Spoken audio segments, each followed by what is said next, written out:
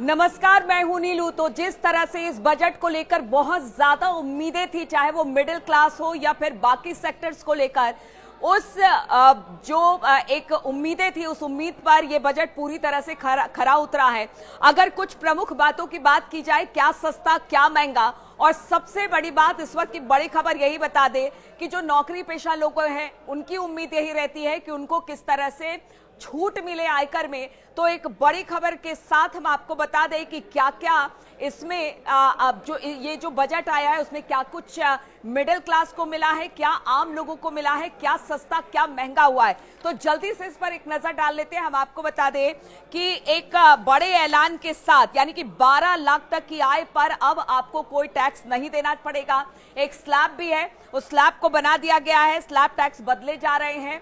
और सबसे बड़ी बात है कि जो 12 लाख तक है उस पर आयकर नहीं देना पड़ेगा, यानी कि 80,000 सालाना आपकी बचत होने वाली है। एक बड़ा अमाउंट है 80,000 जिस पर सालाना आपकी बचत होने वाली है। इसके अलावा हम आपको बता दें वरिष्ठ नागरिकों को भी छूट मिली है। 6 लाख टीडीएस की सीमा अब हो गई है, यानी वरिष्ठ नागरिकों को छूट का बड़ा ऐलान कर दिया गया है। टीडीएस की सीमा 10 साल कर दी गई है। बुजुर्गों के लिए 1 लाख ब्याज पर कोई कटौती नहीं की जाएगी। ये एक अच्छी खबर है और इस खबर का भी इंतजार बुजुर्गों को था, जो सीनियर सिटीजन थे उनको था। अब देखिए हेल्थ सेक्टर की बात की जाए, हेल्थ सेक्टर में भी बहुत राहत मिली है। जो आम जन है उनको भी सीधे सीधे डायरेक्ट इसका फायदा मिलेगा। किस तरह से वो आपको बताते हैं। हेल्थ उपकरण सस्ते होंगे। 6 जीवन रक्षक दवाओं को कस्टम ड्यूटी से छूट मिल गई है।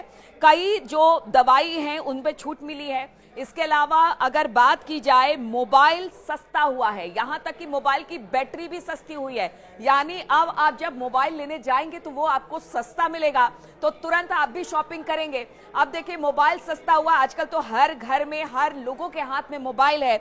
इसके अलावा एलईडी और एलसीडी भी सस्ता हुआ है। मोबाइल बैटरी सस्ती हुई है। इलेक्ट्रिक कार, जिसको लेकर सरकार का बेहद फोकस रहा है, इलेक्ट्रिक कार भी सस्ता हुआ है। और अब इसकी खरीदारी, जिसको लेकर लगातार सरकार प्रमोट कर रही है, प्रदूषण को लेकर, पर्यावरण को लेकर, ई कार को लेकर, अब वो भी सस्ता हो गया। बीमा क्षेत्र के लिए 100% एफडीआई को मंजूरी मिल गई है। लेदर का जो भी सामान है, जो आप खरीदते हैं लेदर से बने सामान, वो सस्ते हो गए हैं। कैंसर की 36 दवाइयां सस्ती हो गई है। कैंसर की 36 दवाइयां, जो कि खास तौर पर ये खबर उन लोगों के लिए जो कि कैंसर से पीड़ित हैं, या फिर कह लीजिए आम लोगों के लिए, तो वो 36 दवाई जो है कैंसर से जुड़ी हुई सस्ती हो गई है। कपड़े से बना हुआ जो सामान है वो सस्ता हो गया है। टैक्स में छूट जो दी गई है उसमें छोटे करदाताओं को फायदा मिलेगा।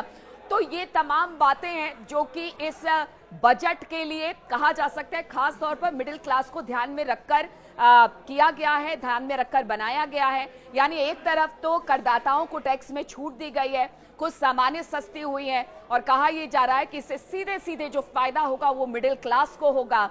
और इसके अलावा अगर जो स्टूडेंट्स हैं, जो कि पढ़ने वाले बच्चे हैं, उनके लिए भी बहुत सारे, किसानों के लिए भी बहुत सारी सुविधाएं इसमें दी गई है।